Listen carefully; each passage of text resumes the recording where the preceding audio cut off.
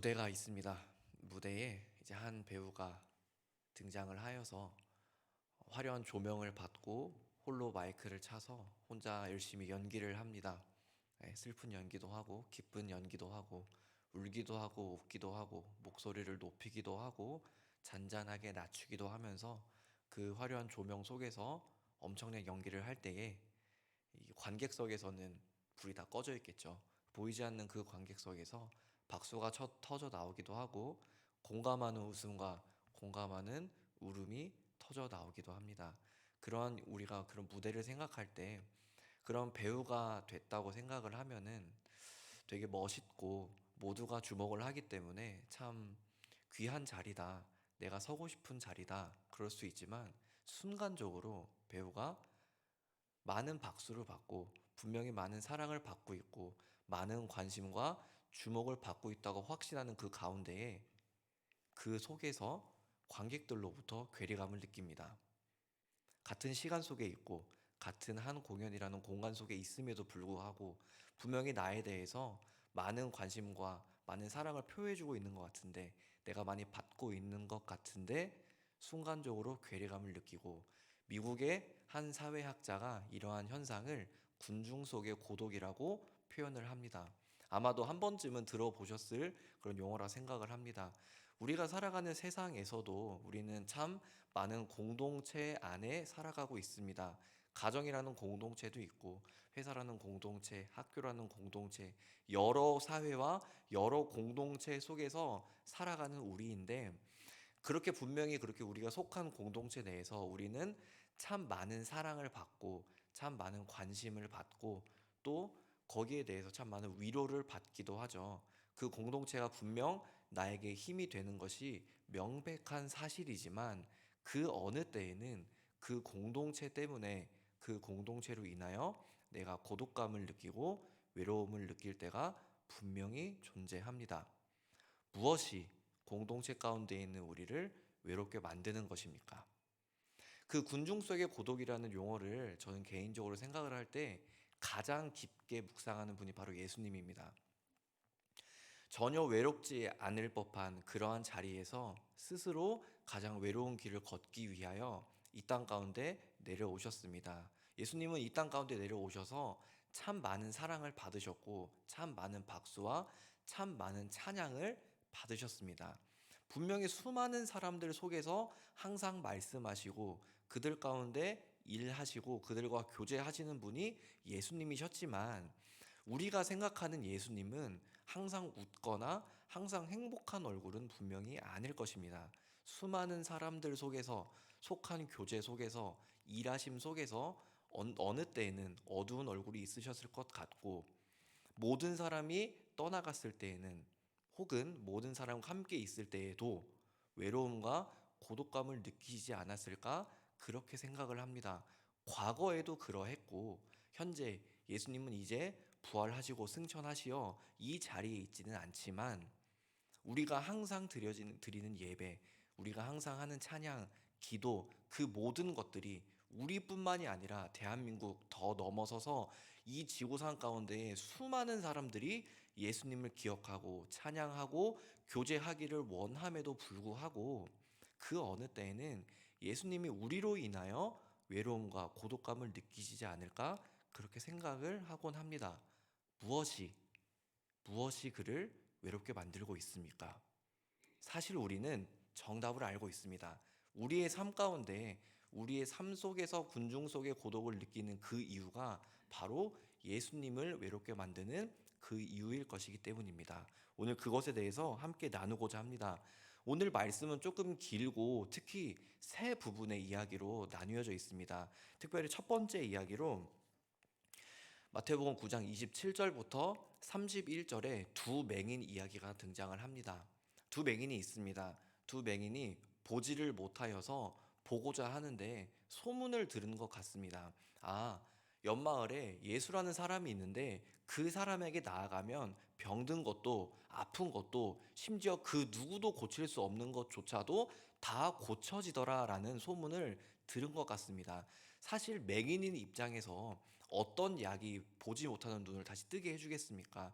그들은 절벽 바로 옆에 있는 그런 위치와 그러한 심리적 압박감이 있을 것이고 뭐든 붙잡고자 하는 심정으로 나왔을 것입니다. 심지어 예수님이라 부르지 않고 다윗의 자손이라 부를 정도로 들었던 정보들을 최대한 많이 듣고 그 예수님에 대해서 잘 보이고 그 예수님이 나를 바라봐 주기를 원하는 그러한 심정으로 나아갔습니다. 예수님은 그들에게 묻습니다. 내가 진짜로 너를 보게 해줄 거라 믿느냐? 그리고 그들은 당연히 그것을 믿는다고 하죠. 그리고 그들은 그 믿음대로 정말로 보게 됩니다. 그 이후에 두 번째 이야기가 등장을 합니다. 32절부터 34절까지 이번에는 두 명의 맹인이 그냥 갔는데 그들이 그냥 가지 아니하고 한 명의 사람을 데려옵니다. 그 한 명의 사람은 귀신이 들려서 갑자기 말을 못하게 된 사람입니다.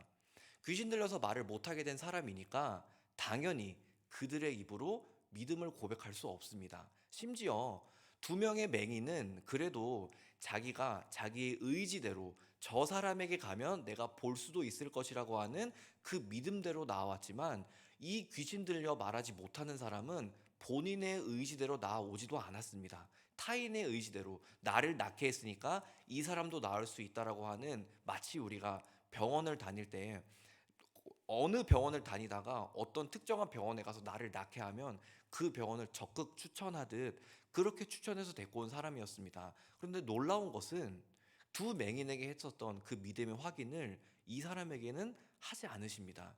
그냥 마치 프리패스로 그냥 낫게 해주십니다. 그렇게 두 번째 이야기가 끝납니다. 그리고 세 번째 이야기가 바로 등장을 합니다. 35절부터 38절까지.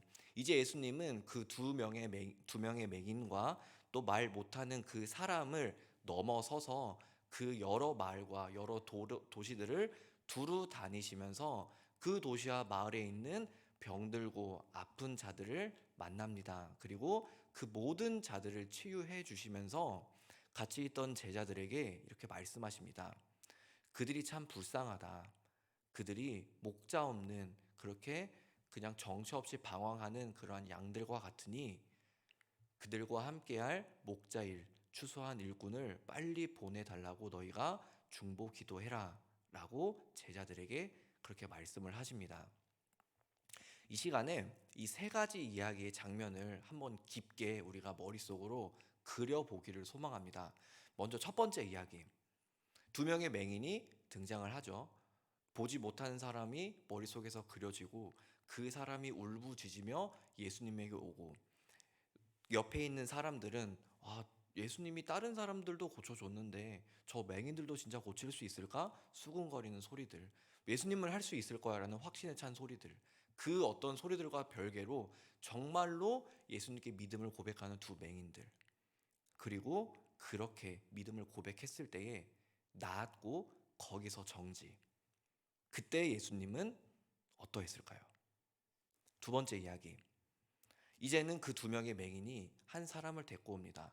말을 못해서 귀신 들려서 눈은 이리저리 돌고 있고 손과 발은 떨고 있고 어떻게 할지 모르는 그 상황에서 또 마찬가지로 어떠한 사람들은 과연 예수가 저 사람도 낫게 할 것인가 수군거리기도 하고, 예수의 대적자들은 절대로 저 예수는 저걸 하지 못할 거야 그렇게 폄하하기도 하는 그 많은 목소리들 속에서 예수님은 그를 낫게 하셨고, 어떠한 사람들은 탄성을 지으며 기뻐하고, 바리새인과 같은 어떠한 사람들은 귀신의 왕의 힘을 빌렸다고 예수님을 평가절하하기도 하고, 그 말 못한 사람은 말을 하게 되어서 아마도 기뻐 뛰며 막 기뻐하고 서로 얼싸 안았겠죠. 거기서 정지.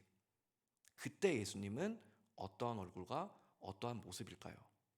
세 번째 이야기, 그렇게 예수님은 그들을 다 떠나서 더 많은 병자들과 더 많은 약한 사람들에게 나아가셨습니다.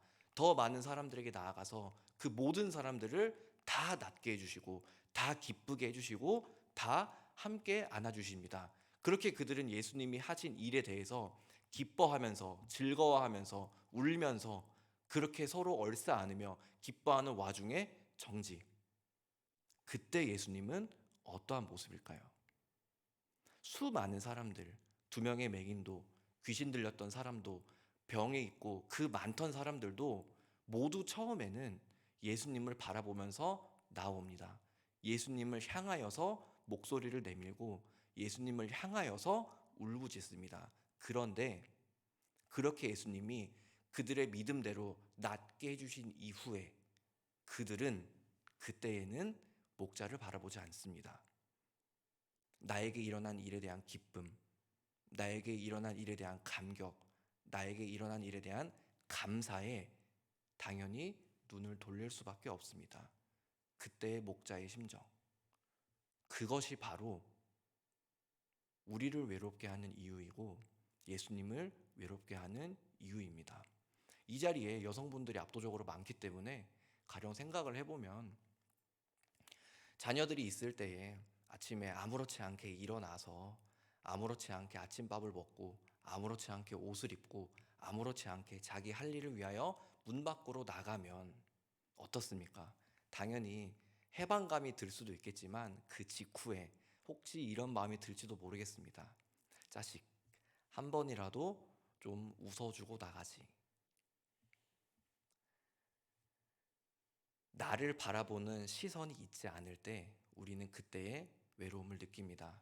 극단의 위에 있는 배우가 나를 향한 박수와 나를 향한 사랑이 내가 아는 연기에 대한 것인지 내가 배역하는 그 배역에 대한 것인지 순간적으로 혼동이 일어날 때에 그것이 나를 향한 사랑이 아닐 수도 있음을, 그것이 나를 향한 박수가 아닐 수도 있음을 그렇게 헷갈려 할 때에 느끼는 것이 군중 속의 고독입니다.